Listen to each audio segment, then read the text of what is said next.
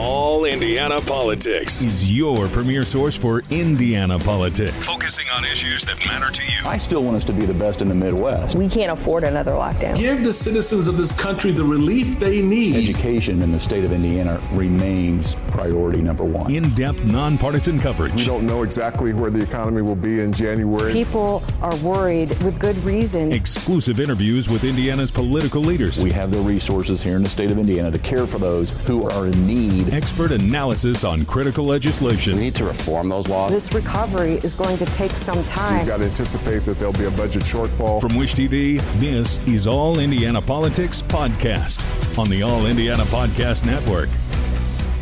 I'm Garrett Bergquist, government reporter for Wish TV and the producer of All Indiana Politics. Voters in Indiana's largest congressional district will pick a new member of Congress this fall. Congressman Larry Bucshon is retiring after 14 years in Congress. He represents the 8th District, which stretches from the Ohio River to Terre Haute and from the southwest corner of the state almost all the way to Bloomington.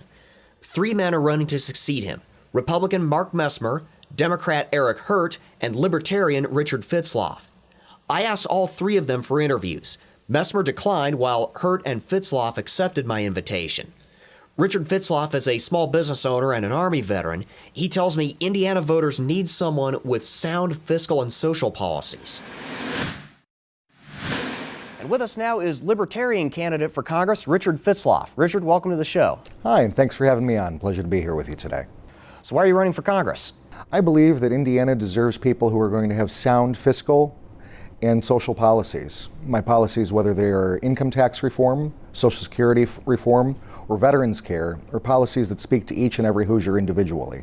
So let's start with the income tax issue. Am I correct that you want to replace the income tax system with a national sales tax system? The fair tax would function similarly to a national sales tax.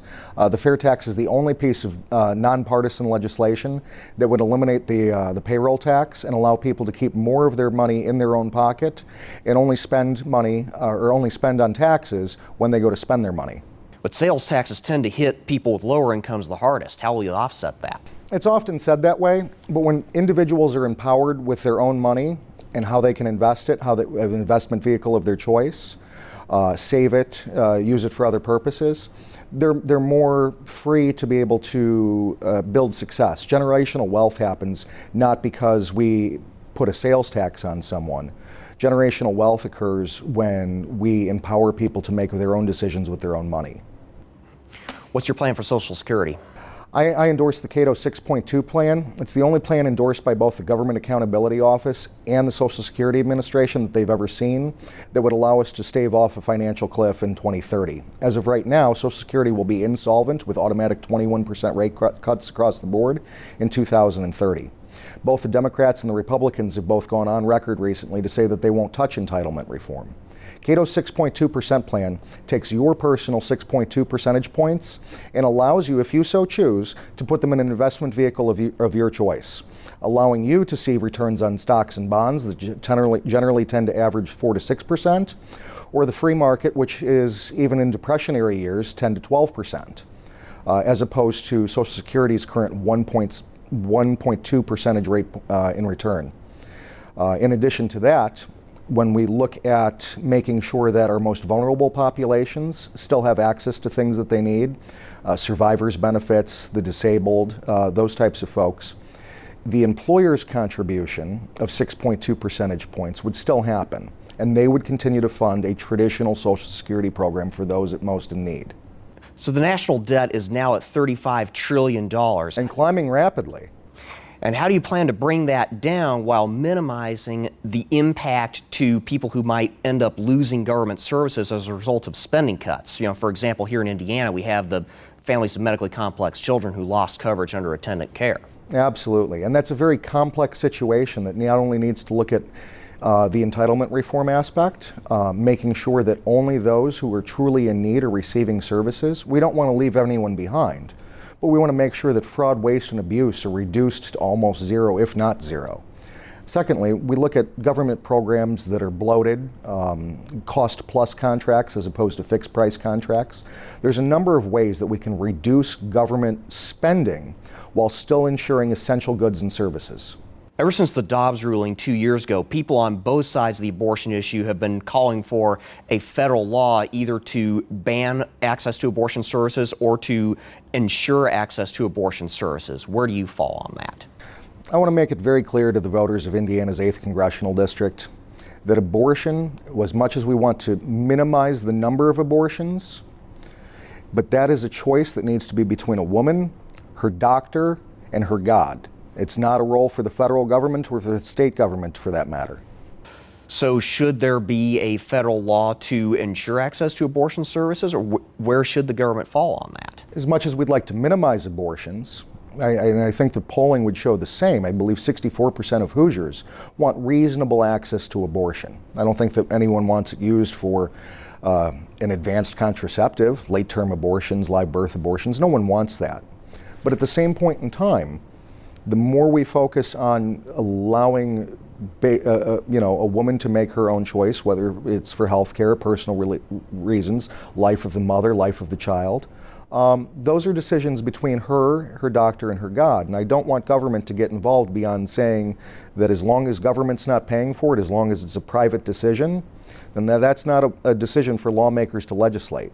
We just had another school shooting last week. What would you do to prevent further shootings? We're the only developed country with frequent mass shootings. I would disagree that we are the only developed country with frequent shootings, but at the same point in time, our Constitution is very clear that the Second Amendment shall not be infringed.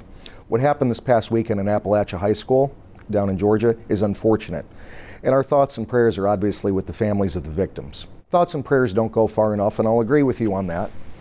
But what we see is that we are not enforcing any of the gun laws we currently have on the books. This young man, if he's guilty, logic would say that he is, his father, they have both been known by the FBI and the Counterterrorism Division for over a year now. And yet, there are laws against domestic terrorism. There are laws against people on domestic terrorist watch lists from buying guns. We didn't enforce the laws at the federal, state, or local level down there in Appalachia, Georgia, to prevent these people from having access to firearms. Responsible gun owners, people who aren't going out and committing crimes, shouldn't be punished for the choice of bad actors and criminals. The southern border has been one of the nation's biggest issues for the past decade or so. How would you stem the flow of migrants and drugs across that border? Absolutely. And as much as we don't want people bringing fentanyl into this country, criminals, terrorists, we don't want people that are trafficking women and children to come into this country. We should have what we would consider a moat around our country with a wide drawbridge. Reagan said it best in the 80s with his City on the Hill speech, although never implemented, that we should welcome people to once again become the greatest country on earth. We should welcome immigrants from all walks of life, just like we did during Ellis Island, where we welcomed people from Asia, Eastern Slavic countries, Italy, the Irish people. They built and helped make this country a country that won World War II, a country that dominated the world stage, that helped lift millions of people across the globe out of poverty, and put a man on the moon. Immigrants are a fantastic thing. So it's one thing to say that we should have a staunch border security policy, and that's fine. I can tend to agree with that. We should absolutely vet them. We have some of the greatest military and FBI and Interpol and all kinds of other tools at our fingertips that we can use to vet these individuals. But if they want to come here, through an easy process that includes a very strict background check, to come in and pay taxes and to integrate into the American way of life, we should encourage that and welcome that. That leads me to my next question. What about the legal immigration system? I think that when we look at the immigration laws from 1792 until today, that they have oftentimes focused disproportionately on certain ethnic and racial minorities. And I think that's unfortunate in a country that prides itself as the melting pot of the world.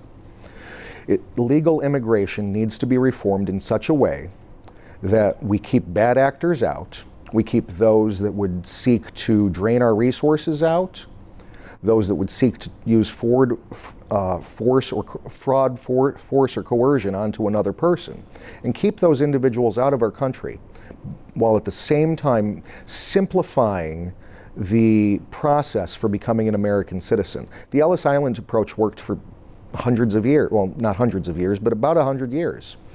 For the very simple fact that so long as they came here, they weren't committing crime, they were integrating into the American way of life, that we accepted them, that they paid into the system, they become productive members of society. FBI crime statistics, I'll have you know, show that 66% of first-generation immigrants are less likely to commit a violent crime than second or third-generation immigrants.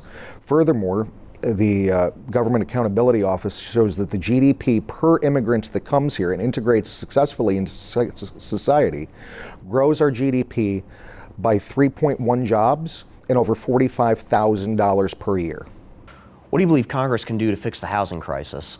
The housing crisis is multifaceted, and while we don't want foreign corporations or special interest groups having control over a minority in the housing market, we also need to look at regulations. Regulations and government bureaucracy right now lead to a huge problem when it comes to the housing market. And so we see that individuals are disenfranchised from being able to purchase homes for themselves and their families. And we need to reinvest in focusing on the individual being able to attain home ownership rather than corporations. Would you support continued military aid for Ukraine? Absolutely not. We are not the world's police. I believe that we should have a strong and robust U.S. military that protects our national interests and our borders. But I do not believe that we should use military or weapons of war, weapons of mass destruction, against civilians and innocent people to prop up regimes that we feel might benefit us economically in the long run. We need to stop picking winners and losers and start being on the right side of history. What about aid to Israel? Absolutely not. Again, while Israel has every right to defend themselves after the events of October 7th, 2023, the difference is, just like anyone else would have the right to defend themselves and their property under our Constitution, what you do not have the right to do is indiscriminately kill women and children, bomb schools and hospitals as retribution to get one bad actor. At some point in time, the American people need to stand up and say, what is an acceptable level of collateral damage? For me personally, that is one innocent life lost. What do you say to people who might fear that voting for you would only ensure that one of the other major political parties wins this election? Well, let me be clear that Indiana has three major political parties, the Libertarians, which I happen to represent being one of them. And we don't steal or take votes away from another political party. Your votes aren't owned by anyone. Your vote is your vote to give to the person who you believe will best represent you and your family's views for the next 2 years in U.S. Congress. If you were elected as someone who is not a member of either the Republican or Democratic parties, who most likely would retain a majority in at least one of the houses of Congress, how would you be able to be a productive member of Congress? How would you ensure they wouldn't simply shut you out? Absolutely. In such a divided U.S. Congress right now, where we see currently it's less than 10 vote majority for the Republicans over the Democrats, and it seems to flip every couple of election cycles, the major political parties, or the other political parties, would be more inclined to work with independents, to work with third-party candidates, to work with libertarians, to advance their political agenda. My voice would be actually more valuable than just being another voice in the crowd lost in a sea of over 200 Republicans or 200 Democrats. They would have to come to me and ask me to co-sponsor bills, ask me to sign on to bills. And the more that they have to do that, the more that we are able to let the voices of Indiana's 8th Congressional District be heard to push for the types of things that they want. Richard Fitzlaff, thank you for joining us. Thank you, sir. That was Richard Fitzlaff, Libertarian candidate for Indiana's 8th Congressional District. You have until October 7th to register to vote if you have not already done so. Early voting begins on October 8th. And remember, you can catch All Indiana Politics every Sunday morning at 9:30, only on Wish TV. I'm Garrett Bergquist. Thanks for listening. From Wish TV, this is All Indiana Politics Podcast on the All Indiana Podcast Network. Watch All Indiana Politics live Sunday mornings at 9:30 on Wish TV and at wishtv.com. Subscribe to this podcast and listen weekly here on the All Indiana Podcast Network. And be sure to discover even more great podcasts at allindianapodcastnetwork.com.